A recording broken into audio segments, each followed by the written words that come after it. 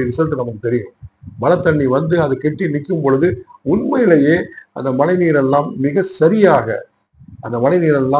சரியாக அது சென்று அந்த கழிமுகத்தை சென்று அடைந்தால் நானே வந்து பாத்தீங்கன்னா ஒரு ராயல் சல்யூட் அடிக்கிறேன் இந்த ப்ராஜெக்ட் செய்த அனைவருக்குமே. சரிங்களா? நிச்சயமாக. அப்படி இல்லை என்றால் நீங்கள் மக்களை கஷ்டப்படுத்தி இருக்கின்றீர்கள். நீங்கள் இந்த பைப் லைனுக்காக வந்து டிராபிக்கை ரொம்ப டிஸ்டர்ப் பண்ணியிருக்கிறீங்க. ரோடு ரொம்ப டிஸ்டர்ப் பண்ணியிருக்கிறீங்க. அதாவது இதில் ஏதாவது ஒரு ஊழல் நடைபெற்றது என்றால் அது இன்னொரு விஷயம். ஆனால் நீங்கள் மக்களை கஷ்டப்படுத்தி சிரமப்படுத்தி செய்த இந்த ப்ராஜெக்ட் வந்து சக்சஸ் ஆகல. இதோட சக்சஸ் என்ன? அந்த ஃப்ளோ போகணும்.